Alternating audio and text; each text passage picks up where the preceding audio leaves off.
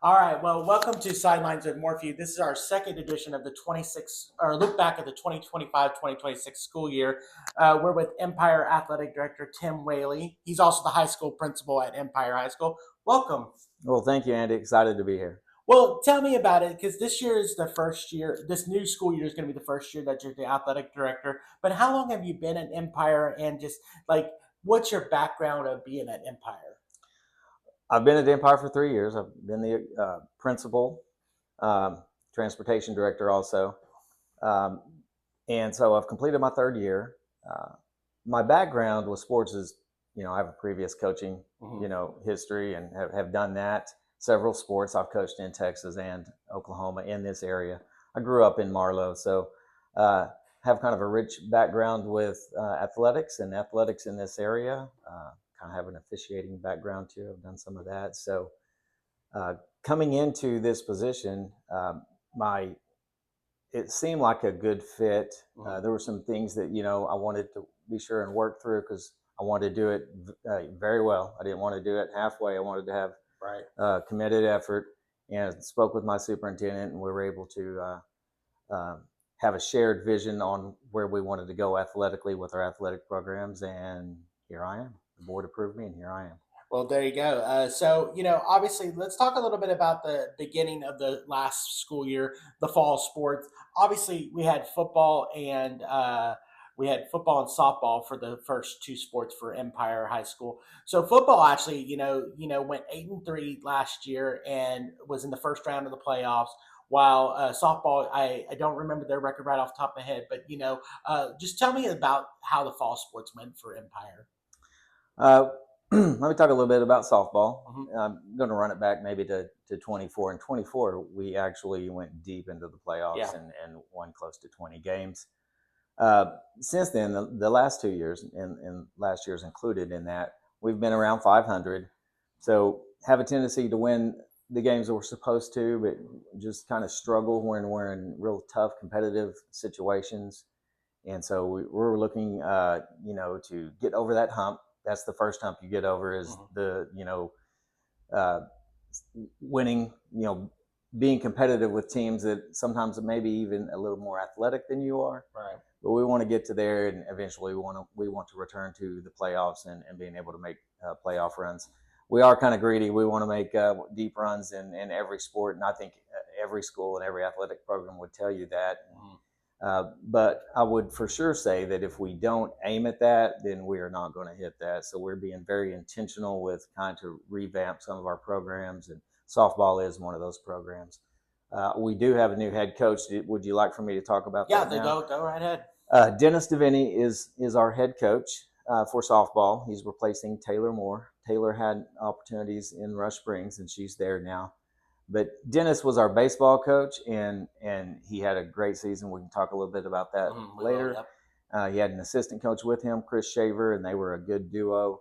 And so we just decided to move that duo and that momentum over into the softball program. Right. We also added two other assistant coaches, Autumn Henderson and Lindsay Sierra. So we've kind of committed a larger staff to softball intentionally and aimed at trying to develop our players and get back to those deep playoff runs. With football, I would say that we've been successful. Coach Brant Hayes has done a good job. He's the second most winningest coach in Empire football history, and so we celebrate that with him.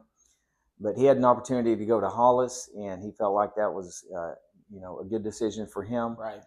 We were about to make a transition to move into 11 man. So historically, Empire has kind of bounced back and forth between 8 man and 11 man. Right. We are moving back to 11 man. Last year we were 8-3 and made the playoffs, and we've made the playoffs 5 out of the last 7 years. Right. But we certainly need to pour into that program as they try to bridge that gap, making the jump from 8 man to 11 man. Would you like for me to talk about our new staff? Yes, let's go ahead and do that because I think that's important because you mentioned Hayes leaving for Hollis in that position. So let's, I know you guys recently just hired somebody. We did, and we were blessed that we had a lot of or many quality applicants that were interested in us, and that made us excited. Right. One of those applicants was uh, a young man by the name of Tyler McDaniel. When I say young, young for me is in Right. your 30s, 30s, Right. mid Exactly. 30s. I'm not sure how old Coach McDaniel is, but he really talked about championship culture, and that was something that really excited us. He has spent the last 7 years at Munster, Texas, as an assistant coach, and Munster, Texas, is coming off back-to-back 2A state championships in Texas. So we Right. felt like that he could bring some of that culture building and some of the championship protocols to us, and we're excited to have him as our head coach. And he sort of already hit the ground running. He's very involved already. We are returning Coach Keith Burton, and Mhm. he'll be returning, and so he has previous head coach Right. experience. We are returning Coach Jackson Billingsley. Mhm. He went to school at Comanche, and so he's kind of a local homegrown, and we're returning him. He's a young guy with a lot of energy and just wants to soak up, knowledge. So we're excited to have him back. We've also added Coach Lance Sumner. He's been at Paola for several years, and he has head coaching experience. Uh, and then we also added Coach Rayvon Stevenson, and Coach Stevenson hasn't really coached, doesn't have a rich coaching background, but he has a rich semi-pro professional football background Mhm. and a strength and conditioning background. So we just felt like he was a great addition to us as well. So that's our new staff for football for the 26 football season. All right. Well, let's transition into the winter sports where we had basketball being the lone sport for you guys over there. Uh, the girls program, I have to say that that's one of the more stable programs in this area on the girls' side. Obviously, led by JC Powers, who has had that middle school program and the high school program, just doing really well. So, just let's talk about the basketball programs in general, but kind of, go with that as the lead. Well, I think that the word that you used is consistency or continuity. I don't know if you use those words, but Right. that's what I heard, Mhm. and that's what we have is we're developing a pipeline of basketball athletes on the girls' side. Of course, that's our goal with everything, but that certainly is a model that we can use. We've been very successful in 24. We went to the state tournament on the girls' side. We were actually the area champs. Mhm. So we and honestly, our first round of the playoffs, it could have went either way. It's one of those games that could have went either way. Right. Somebody has to win and somebody has to lose. We just happened to be on that losing end, but we were excited to get back at that time. But the year after, 2 years ago, we made a deep run into area, Mhm. and last year we also made a deep run into area. And I think we've strung together 3 20-win seasons, Right. so 60 wins over the past 3 years, multiple tournament championships. We have we are 3-time defending champions of the Stevens County Mhm. tournament, and we're proud of that. We're not bragging about that. We know that's a very difficult tournament. Right. We're very proud of that work. We've also done that on the junior high Right. level. Our girls basketball program has been three-peat champions in the Stevens County tournament, and so we feel like that we've developed that pipeline, and we're going to use that as our model. And I'd be remiss if I didn't mention the addition a couple of years ago with Misty Mitchell Bain. Right. Has been a super addition to our staff, and I think that was a really a piece that has helped Coach JC Powers kind of keep the program Yeah, moving forward. absolutely. Coach Bain's one of my what. I don't want to call her a favorite because that's kind of we have a lot of coaches in this area, but she is definitely one of the top. And I covered her daughter and her son, Comanche. They're good people. I think that's a great asset to have for Coach Power's staff for sure. Well, and I think that's one of the maybe the missing points when you start looking at hiring a coach. Obviously, you're looking at X's and O's, but you need to put good people in front of your young people. We're responsible as school officials for hiring people. They're going to be good leaders, good role models, and help inspire and motivate our stakeholders, children's, our parents, Yeah. kids. So that's an important thing that we look for, and we feel like that we're doing a world of good in that area with all of our coaching staff. Definitely. And so I know that that girls team is also pretty young and they're returning a bunch of players next year. So you got to feel like that's a good, like you said, a good piece to build on for your girls athletic programs and for that program. You hear rebuild and reload, but you really have to think about that. And we've just been in a situation where we really haven't had to rebuild. We've just reloaded from year after year, and that's really what probably has been a big key to our success on the girls program. Well, let's talk about the boys program because obviously, the last several years you guys have been led by an alum of the program with Braden Hill, and he's been, a pretty good asset for you guys being an alum of the program and knowing and playing in that program. So just talk about the boys program a little bit. Our boys program, and you said it, Coach Hill, Braden Hill. He's an alum, and no one could have cared about that program more than Braden Hill, and he did a great job as far as moving us down the road and winning a lot of games. I'm not sure what his record is. I think somewhere maybe around 85 and 80. Yeah, I think that's right. And that's good. I think that we needed, and Coach Hill needed, an opportunity for something different. And Rush Springs got him, and they're extremely blessed and excited to have him. And I know Coach Hill's going to do great things up there.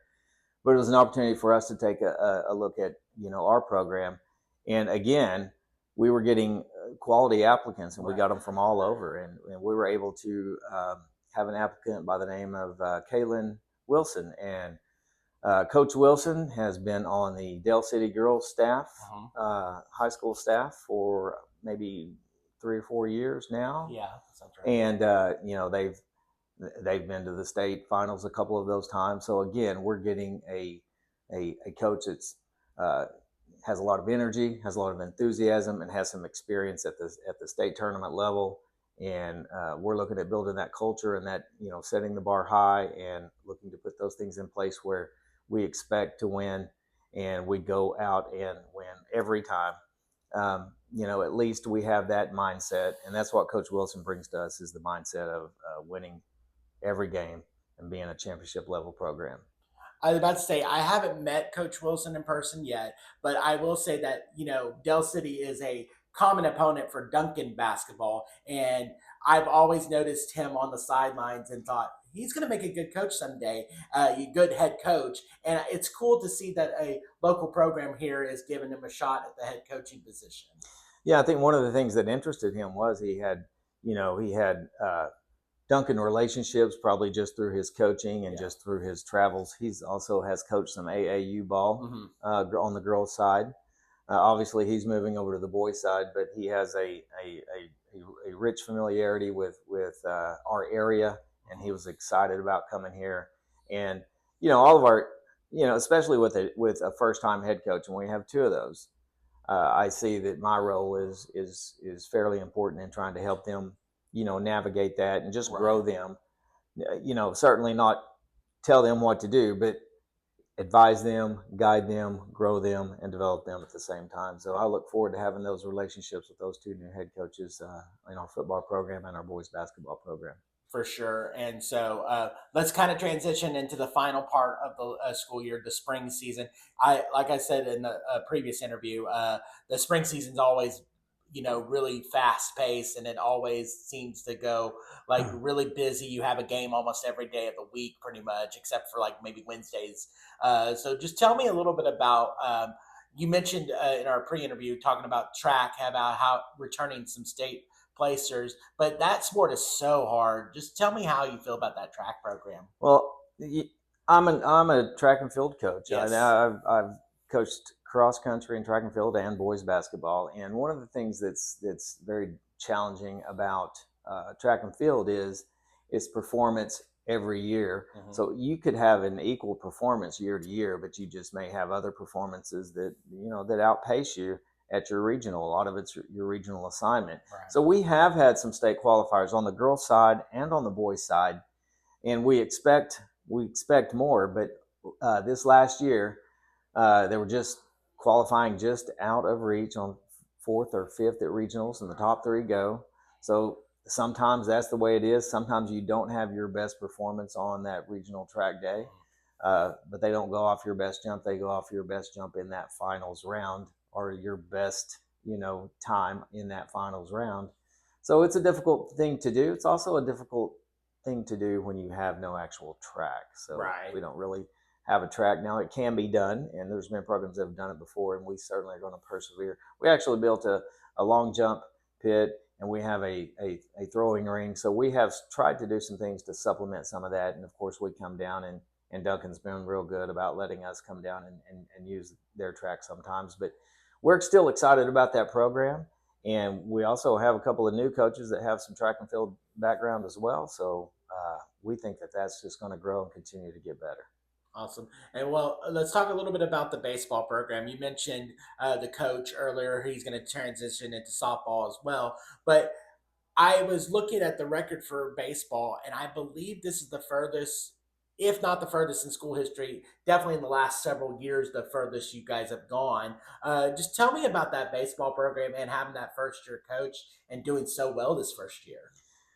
Well, I think one of the real pluses is we had two new coaches this year. We had Chris Shavers last year, Chris Shavers as the assistant, and Dennis DeVinny as the head coach, and uh, their ability to just work together, and Coach DeVinny's ability to divide responsibilities and roles has been very effective. We have two coaches, good communicators. We have good X's and O's knowledge on that. This was our first 20-win season in many years. I'm not exactly sure what our record was, maybe 22-6. So I hope that none of our stakeholders and no one in our community Right. gets upset. But when it gets up high enough that you're starting to maybe lose count of your wins, that's a good thing. Yes. That's a good Right. problem to have with your memory. And so um, we just expect to have more of that. We are losing some seniors, but we have a very exciting junior high program. We probably had better numbers in junior high than we've had in the past, at least I know the past 3 years. And we're trying to get those student athletes more opportunities too. We're trying to expand our junior high scheduling program where we can actually play more games in junior high. We actually last year held a junior high tournament. We kind of named it after first responders and honored them. But Coach Devaney has some really good ideas, and our players are excited to play for these two guys, and so that's the important thing, is that they're highly motivated to come out and work, and that's that's an important piece of that. You have to have that relationship. You build relationships so that you can develop your players. I think it works in that order, and that's what they've done. And I think I didn't mention this in the pre-interview a little bit, but talk a little bit about golf, because I know that you guys have a golf program, and just tell me a little bit about that, and just kind of like what that looks like, because I know that that got introduced within the last 2 or 3 years, I think. If I It did. I want to say maybe it's three, Yeah. 4 years, maybe 4 years running now. And Josh Skiles, an administrator at our school, had started that program, and we have had some individuals that have done fairly well, Yeah. and we're wanting to continue to build that program, and that's on the boys and the girls side. We do have some unique tools. We have some virtual tools where they can hit indoors and get some analysis. So we want to continue to build that program. It's an important program for us, and really they've had really good numbers where we're actually to the point that we're going to have to start, qualifying people in. Yeah. So which is good, because iron sharpens iron. We have healthy competition that's good for all of our student athletes and all of our programs. So we expect that for our numbers to still be up in girls golf and in boys golf. Okay, so well, now let's transition a little bit heading into next year. Obviously, this past year, I believe we talked that there was one signing for the football Cutter Rochel, and then you had a couple that did for agriculture, like rope stuff like that. So just tell me about how that is going to transition into the new school year, and just kind of like mentioned the junior high, building that program up. So just kind of transition into next year. Well, when we have a signing, and let me say this, I don't have our historical data, but I do have our 3-year data, because I've been here during the 3-year data, and I have been able to witness signings in a lot of different areas. Athletics is certainly one of them, and we're super excited because that's just another opportunity for a young person to go on and advance their education. That's what that Yeah. is about. And uh, probably most schools do this, but I want to mention, just I think it's important. We bring our whole student body. We dismiss our student body to come over and see that. We think that's important for our younger students to see that happening. And it doesn't matter where you're at. If you work hard, if you're coachable and you work hard in the classroom and on the field or in any extracurricular that you're involved in, then it can have financial benefits and provide opportunities for you to kind of further your education and to further your activity or your sport. And we're excited about that. We're certainly excited for Cutter Rochel this last year going to Washita Baptist. And if anyone's seen him play last year, immediately you would know that he stands out. And Washita Baptist was not the only one interested. That's the one that he chose, and that's a good thing too. It's not like we have one or two interested in him. Right. We had several programs, coaching staffs that not only made contact but actually come down to Empire and stepped onto our campus, tried to visit with him and his family. So we're just excited about our opportunities for our students and our student athletes. Definitely. And so this last part, I'll give you the floor a little bit. So obviously, next school year is coming up. I know that obviously you'll have the dead period a little bit in July, but just talk about how next year looks for Empire. Well, immediately, I think I mentioned Coach Rayvon Stevenson with a strength and conditioning background. Mm-hmm. We've kind of revamped. We've You always hear about summer pride programs, Mm-hmm. and I would say in the last 2 years we've had our field house and our gyms. We've had them open, Yeah.